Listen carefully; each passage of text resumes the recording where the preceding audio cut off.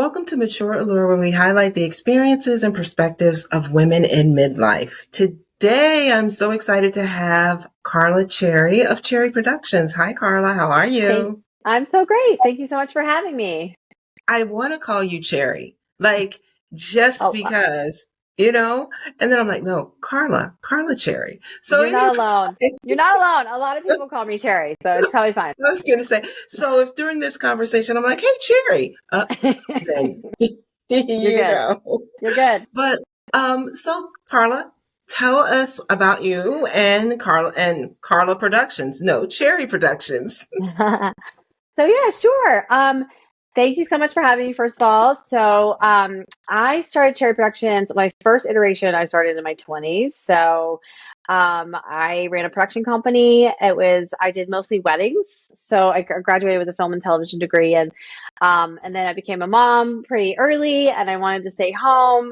And so I ran a video production company. And then I decided when my daughter was about 8 years old, it's like time to use the degree. So we went out to LA, and so there I got into production. I started as an editor. I learned how to edit first in my wedding company, and then by the time it was done, I had about 4 to 5 contract employees. So I could move to California on that company. And then I thought about doing weddings in Los Angeles, but then it was like, this is crazy. They were either super high end or low end, because most people it's a transitory town, so most people leave to get married. But if they get married in LA, they go really high end. And I didn't like weddings that much, so I was pretty much done with it, and it was time to get into the industry. So I got in as an editor, and then I also did comedy for a while and writing. So I used those skills and eventually got hired as a producer editor. Then I worked for companies like Motor Trend in the beginning, Participant Media. I worked for the California Endowment. And then I got into, I eventually climbed up and got to work for Larry King. So I was a producer for Larry King for a little while. And that was probably my most favorite job in the Oh, wow. industry. Yeah, I got to cut my teeth working for him. The first time he read I wrote his questions, and the first time he read my questions, I about died. So it was definitely like a pinnacle of my career. I also worked for several other companies. I got to do Think Like a Man 2 promos for Comedy Central. Got to edit those, so that was cool. And then around 2017, I was working for the show Versailles. I did most of the promos. And then I also got to write, direct, and create the after show for that show. And so that was super fun. Really enjoyed that as well. But I had a friend who got into the online space, and she was doing a blog as well as a podcaster. And I was kind of watching her. She's a best friend of mine. And she started to blow up and do really, really well. And it was funny because the fun backstory with her, she worked for me in the wedding company we were both from North Carolina when I was in North Carolina. And then when I went to LA, I worked for her. She gave me my first job in the California Endowment. So we stayed friends. And so what was really cool was she was blowing up online, and she did a film. I helped her that went all the way to Cannes, and it was about food heals. She was all about, she was ahead of her time talking about food being food is medicine kind of thing, way before anybody else was talking about it. And so she did very well. And I was like, what is this online space? And so I got into coaching and consulting, sort of watching her blow up. And then I took a break from the industry, took a year off, and just pretty much like grad school taught myself. I just went back to school with course after course after course, and I just got hooked in helping coaches and consultants. And so what my business currently is now is I help coaches and consultants create and sell a power offer so they can finally get high ticket sales, the high ticket sales they want and deserve. So that's what I do now. Okay. So when you say sell a high power offer, what is an offer? So an offering, the basic description of an offering just basically is, your services in exchange for a dollar amount. So a lot of people get into coaching and consulting, and they shortchange themselves, or they go way too long without actually charging what they could charge. My favorite person to help comes from consulting. So it comes from corporate and wants to build a consultancy. So they Mhm. have just a plethora of experience and knowledge and expertise and years of experience. And now they're done with corporate and they want to start their own business. But what happens is they get into, they start their own consultancy. They're really good at what they know, what they're teaching, but they're not quite sure how to package it. They're not quite sure exactly who it's for. And they certainly don't know how to price it. And, there's just so many things you have to learn as an online business that you did not have to learn specifically. Where's the money coming from and how do you get paid? Because in corporate, you don't have to worry about that. Yeah. The money's there. You're just doing your job. So I help people transition. And a lot of times what's interesting is they will have expertise that they're not even putting into the package, so we Mhm. take a look at, in my mind, if you're going to start a business, let's start the one you love. Let's start the one you want to really be in. Let's start the one where you wake up and you open up your computer and you go, I can't wait to help her. I can't wait to help him. You're excited about your Yeah. clients. You're excited about what you're doing. So that's what I help people do, is construct an offer, create a power offer. So a power offer, the basic definition is you have to, there has to be a deep need for that service. You have to be solving a really big problem. So people pay big money to fix big problems. So if your Mhm. problem is not big enough that you're solving, there you go. So what we do is we beef up the package. We make it more irresistible. We go, okay, here's the core problem. First of all, you have to find that problem. And sometimes people are Mhm. way off. Sometimes people are way off on what it is that they're creating, and they haven't done the research and they haven't really talked to their target client, and they're just guessing. I have a saying, what happens in vagueness stays in vagueness. So Mm. they're sitting there in vagueness going, I hope they want this. I hope they like it. And it eats up all these brain calories, and they're wasting a lot of time worrying about if this person's going to like it. So within the power offer, we really take a look at, is the problem big enough? And then here's the big problem. And then think of it like a wheel, like all the ancillary problems around it are like spokes. Are you addressing the spokes as well? Right. And then Mm. when you address the spokes and you put that into a package and then you pitch it to the right person who's been losing sleep, waiting around for someone to solve that problem, now you have a high ticket offer. Wow. Okay, so then what are the services that you offer specifically so that people can get that high ticket offer or produce that high ticket offer? Okay, awesome. So I work with people in primarily two different ways. So there are people that really want one-to-one service, right? So they just want a coach that's going to help them one-to-one. They don't want to deal with a group. They really just want like that extra attention. They want that concierge experience, that five-star experience. And so what we take a look at in the very beginning is what can your core offering be? So I help them really package that and put that together in the beginning. And then I teach them a research process. So we get it market validated. We get the offering market validated, which is really, really important. A lot of people don't know how to do that, or they're not doing it, and they're leaving a lot of money on the table. They're wasting time, and they're offering the wrong thing for a long time. Um, Mm. and sometimes it doesn't last. There's a huge percentages of entrepreneurs, first time business owners that don't last. And so we're looking at what can be the lasting effect of this. We want to really make sure that we're getting your core offering correct. And so they run it through the research model. And then afterwards we come back and we take all the answers and we plug it into their messaging, their content, what they're talking about on a podcast, for example. At Mhm. the end of the day, you're not trying to win a popularity contest. You're not trying to become an influencer overall, unless you really are, but most people aren't in business. You're really just trying to increase your sales and make sure that your offering is going to the right person. So that is what I offer in terms of the one-to-one. And I also help them package it. I also help them with their customer journey. Where are the leads coming from? What are the exact steps that you're taking to nurture those leads? And how are Mhm. you guiding them in the sales process? So if you think about something that you bought, like even if it's like, let's say you went on a trip and you sign up for you booked a hotel.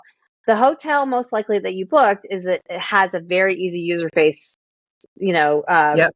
user-friendly purchasing experience online. That's when you're going to go Mhm. for. It's like, okay, this is the best price. This meets my price, and this is super easy. Bam, bam, bam, done. So we're looking at that from, with regular business coaches and consultants. We want to offer that same customer journey that's easy, that saves them Mm. time, that's effortless, and that also addresses all of their needs. So if you're addressing the whole picture, the big picture of their needs, and it's an easy sign up process, and they feel guided through the process. That, when you hear people talk about know, like, and trust, that is there because they feel guided. So I teach people how to do that so that it becomes a seamless process to the sale. So a lot of people, they're just missing those steps because they never had to build anything like that before. So that's the Mhm. one-to-one experience. And then I also help people in a cohort, which is 15 success-driven and energetically aligned business owners, Mhm. and we're all doing this together. So what's missing, I find, in the coaching and consulting space, when you sign up for a high ticket course, like, you're super excited, you start off really excited in the beginning, and then you get in, and then there's 80 hours of video that you're just stuck watching by yourself. And then what Wow. happens? Like, it wanes, right? Your Yeah. excitement wanes. And this is an experience that a lot of people are having. So I took that and flipped it on the side and said, look, what if we all learn together? Because the industry is moving so quickly that not one person knows all the answers. I don't care who you are. And if you have 15 people that are business owners experiencing this and trying different things, in my program, I bring the core offerings in terms of building their offer and their customer journey and all those pieces. But also, let's turn to our teammates, because we are gamified. Let's turn to our teammates and find out what they know and what their experience is. And then it really just builds, you triple the knowledge. Wow. Wow. So then is what you do specific, is it for a specific business or can any business work with you? So it's industry agnostic. So I love the diversity of businesses, because what's working in one business could really be knocking it out of the park. And another business over here hasn't thought about it because it's not a trend yet in their industry. So I really like the diversity of businesses, because then you can take ideas from other businesses and become the blue ocean in your business. And so, Mm. um, so we get a lot of people in the finance sector, health and wellness sector. I take the direct sales people as long as they're like super driven and they want to be rock stars. Where, in terms of the cohort, the two things that we're looking for is drive and energetically aligned. And one way, energetically aligned just means you're a good team player. You're going to be in it to really support each other, because a huge element of my cohort is the support, not just from me and my team, but also from each other. I really want people that are willing to support each other. That's really what makes us different. Hmm. So as we're both women in midlife and we have our own businesses, there are a lot of Hmm. other women who want to move in that direction. Yes. Starting a business, like what advice do you have for them? And especially from the standpoint of what your business offers. So maybe they're looking to start and you could say, oh, well, starting out before you even come to me, these are some things you might want to think about and consider. Oh my goodness. Okay. First of all, kudos for anybody who's going after that, because I just commend you. It takes bravery, it takes guts, and also you're setting yourself free. I mean, to me, even in an industry that I absolutely loved and certain jobs that I like working for Larry King will always be treasure in my heart. And I love that. But a lot of us are just not cut out for working for somebody else. We are true renegades. We like to go rogue. We're independent, and we have a lot to bring to the world, right? They're supposed to come through us. Excuse me. So first of Hmm. all, just kudos for that. I congratulate everybody for even going for it. And then so what you need to get started is, honestly, don't overthink it. Just jump Hmm. in. That's my style. Is like, look, there's so many things that you're gonna have to learn. It is a series of problem solving and learning. And also, I would say the biggest thing that I learned looking back, because I always wanted to go into a course and be like, okay, this course has all the answers. And when I come out of this course, I'm going to know everything and my business is going to be perfect. And that is just not the case. I don't Mm-hmm. think that that's the case because there's the online world is so saturated right now that you have to really differentiate yourself. And part of that is bringing your unique self to the table and bringing through your gifts and talents and expertise in a unique way. Okay, Mm. so there's a piece of that that nobody can teach you. I mean, I Yeah. know that sounds kind of contradictory because I'm like selling a course, but there is a piece of that. Really, but I get it. I get it. Bring Yeah, you. you got to bring you. There's a piece Yeah. of it that nobody can teach you, and you have to grow through that. That has to actually, like if you think of nature, you have to plant the seeds, it has to come up through the stem, and then the flower blooms, right? Mm-hmm. So Mm-hmm. it takes time, and it also takes being inside the arena. So I think Mm. a lot of people get stopped by perfectionism because they're like, I don't want to show up until I show up perfectly. Newsflash, you're never going to show up perfectly. No one's ever going to show No. up perfectly. And if you're trying to show up perfectly in the beginning, you're most likely doing some kind of cookie cutter situation where you're trying to take somebody else's thing and make it yours. And that's just Mm. not going to work because you have to differentiate yourself in the and part of that is just getting inside the arena. I say get off the stands. Stop watching the game from the stands, get inside the arena, and then it's really just one day at a time. It's one post at a time, it's one client at a time. A lot of times people think that they're not ready for their first client. Well, one way that you can do that is just to say, be honest and transparent and tell people, I'm taking on my first 5 clients. You're my first 5 beta clients. You're my first Mm. 5. You're one of my first. And here's what I'm going to do. I'm going to give you an incredible price and I'm going to work my absolute tail off to make sure that you get results because your results are going to be my case study. And that's what I'm going to build my business on. So I'm going to be in the Mm-hmm. trenches with you. I'm going to make sure that this works. And that's how you get over not, being afraid to have your first client. And then once you get those beta clients going and you start getting results, and most likely you've gotten results for yourself before and you've gotten results for other people before, whether it's your sister, your neighbor, your cousin. You've done this in some fashion or you were in corporate, right? So you've done Mm-hmm. it. So cut yourself some slack and just get your beta clients going. And then you can start charging money for it. It makes me crazy when people come out of these certificate programs and they're like, oh, I had a coach that told me I can't charge more than X amount of dollars for this long stretch of time. And I'm like, BS. That is absolute BS. And I help people figure out how to charge more money, but also pack it with value. So you have Mm-hmm. to pack it with value. The transformation has to be big and real, right? And that's Yeah. how you end up charging more money. But for people who are just getting started, I say jump into the arena, just get inside and get going. And that's it. It's like when people say, when I was in film school, I remember I was so excited. Kevin Smith I went to film school with all these great filmmakers, like Scorsese was teaching and Spike Lee was teaching and Kevin Smith Spike Lee's sister was in a class of mine in school. Kevin Smith, he had clerk, we all got up and got to talk to him and we said, okay, how do you become a filmmaker? Because at the time I thought I was going to become a filmmaker and I Uh-huh. did television, but anyway, and he said, you make a film. Simple as that. And I was like, what? That's the answer. But I mean, that's the answer. How do you become a coach? How do you become a consultant? You jump in the arena and say, I'm a coach, I'm a consultant, and then you get your first client.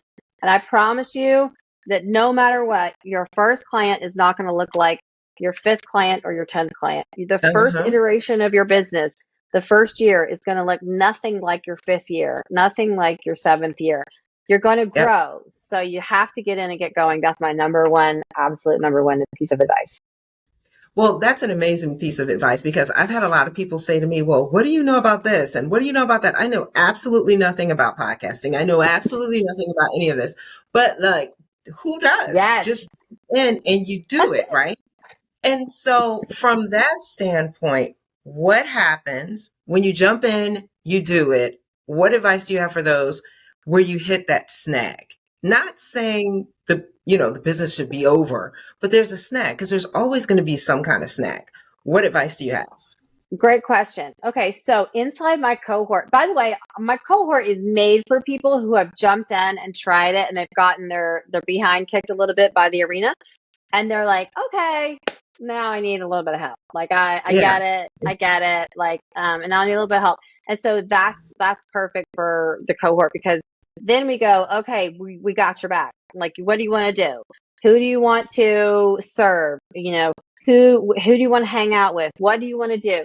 What do you love doing? What do you not love doing? I help people get rid of things that they think they have to do for some reason because they're in this Hmm. corporate mindset. We do a lot of unlearning as well.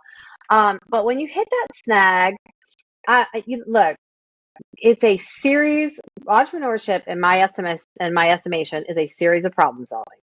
It's literally what problem am I solving today? Like that's it. Yeah. I mean, there's going to be a million snags. There's going to be a snag every day. It's going to be like, shoot, this button doesn't work. This technology. Who do I call?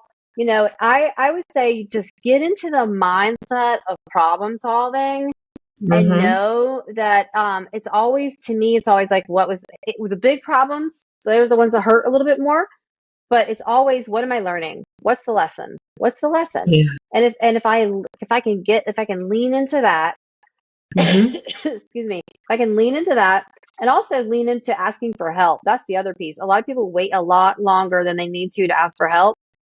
Mm-hmm. I don't believe that entrepreneurship has to be a solopreneur journey. I believe it can be an absolute group process. You want to surround yourself, first of all, with people who get your drive, get your vision. And sometimes that's not our family and that's not our friends. So we still love our family and our friends, but we get to a point where we're like, okay, I'm not going to talk about it anymore with them because they just don't get it. Like, Yep. you got to find those people that surround you and get your vision and get the drive because it's like you either got it or you don't. You either have the bug or you don't. And if you have the bug, you need to be around other people who have the bug that get you. And then inside the cohort, we have a saying that, there is a solution. There is a solution. I might not know what the solution is this moment. I might not know it in 24, 48, or 72 hours, but at some point, the solution is going to reveal itself and I'm going to Mm-hmm. fix this one particular problem and then I'm going to move on. Well, So, see, you mentioned solopreneur, right? yeah, That's like a thing now. I see it places, everybody's talking about doing it. I agree with you. Like, yeah, you can get out there and do all of these things, but you can't do everything by yourself. And a no, lot of times when you're stuck doing everything by yourself, it can be overwhelming yes, and make you feel kind of like, okay, this is not where I'm supposed to be. When in reality, it could be where you're supposed to be, but there's some things that you're supposed to allocate to other people or things you're just supposed to dump and not do anymore. right. All of those things. So yeah, that's the whole solopreneur thing. Not a fan. Not a fan. And it doesn't have to be that way. I mean, honestly, there's so many, like, if you just find your tribe, find the right people, and test out different groups. Like, hey, you go to one group and you're like, okay, not my vibe. There's going to be a group that is your vibe and Uh-huh. they're going to have your back. And if you just reach out and say, hey, I mean, inside my group, obviously that's what we do for each other.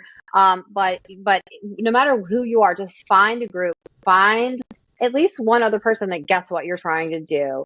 And then, you know what? There's going to be somebody that's better at tech. There's going to be somebody that's good, that knows all about AI. There's going to be a person that is, hey, this person knows where all the networking meetings are. That's what it's about. You can move so much faster. And also a group that has your back, you just feel like, okay, I'm not alone. I think a lot of Yeah. solopreneurs are suffering on this journey by themselves in a silo, and they're feeling like I'm failing, or I don't know how to do this, or I look silly on social media. You'd be amazed how many grown people do not like social media, like for business, because they're afraid to put that post out there and then only one person likes it or nobody likes it. I mean, that's because as humans, we really, a dog will die without food and water, but also love. So we're animals at the core, and we need to be surrounded. We need that we need to be loved, and we need that group. So, Yeah. it's interesting. Like, that's one of the reasons why inside my group, we all, put likes and loves on each other's pages, just to have Mm. that encouragement, that, hey, I see your stuff, I'm reading your stuff, I like it, keep going. Because a lot of times when you're posting on social media, if you can make it a habit, then you really will birth your program through that habit. So if you feel like nobody's watching or nobody's looking, I promise you they are. They may just be afraid to put that like on there, but people do see what you put out there. And I just encourage everybody just to keep going. Yeah, that's what I say. Because a lot of times I'm like, first of all, how much I love doing it, I don't. And then it's just like, then you do it and you're like, okay, no one cares, or no one sees it, but people see it and you can Yes. tell. Yeah, Yes. you can tell. So, I want to say lastly, but probably not. What was the key piece of advice you were given before? I mean, like you, I've had a couple businesses, or, this is an extension of something I did like 20 plus years ago.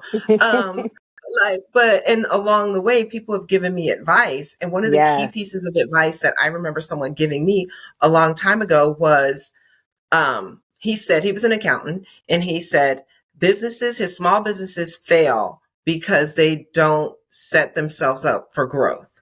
So even though Mm, you may not be where you want to be, go ahead and build the infrastructure so that when growth comes, because sometimes growth can come overnight. And that was before now. Like now that's it's true. even crazier. So if you already have that infrastructure in place, That's then true. it's there. And I've never forgotten that. So even when I was working on this project, people were like, why are you doing this? And why do you have a blog? And you don't have a product and all of these things.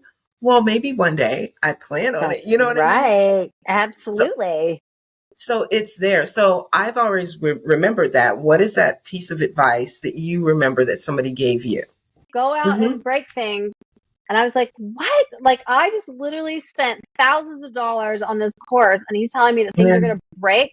This course was supposed to tell me how it's not going to break. And so I that pissed me off. Things did break. And so what I've created is something that to be a container where we can try things together. So I don't want to go out and be breaking things by myself. I like being able to have that support system around me, like knowing the things aren't going to break. They're just like, I tried this and then it didn't work, or I tried this and this piece of it worked, but that piece didn't. So I'd rather have support when I'm trying things. So that was one piece of advice. But secondly, I would say, and this is going to sound cliche, but literally do what you love. And that has been the cornerstone of when I help people build a Mm-hmm. consultancy from scratch, we talk about what it is, what do you love?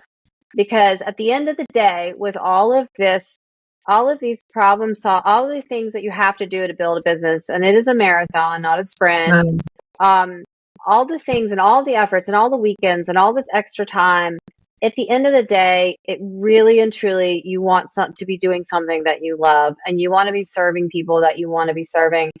And so that it really, I've had inside our cohort, we've had so Mm. many award ceremonies where people have cried and said, I am not the same person than when I came in here. We had one the other day where I've had somebody that's been with me for over a year, and her plate is so full. She said, she went from 3 calls a month to 3 calls a day, Mm-hmm. and she was in tears, and literally she's not the same person. She has really gone from being the person that's always in the back helping somebody else, to coming to the forefront and fully visible, fully self-actualized. You can see it through everything. Yeah. It's not just about your business. It's about who you become when you're building your business. And that's what's awesome, and it's sometimes hard to like really explain that to people, Mm. but it's like, what are you going to get? What's my ROI? You're going to get a new whether you're with me or whether you're out there doing it on your own or you're in somebody else's group, if you play full out, you will become Wow.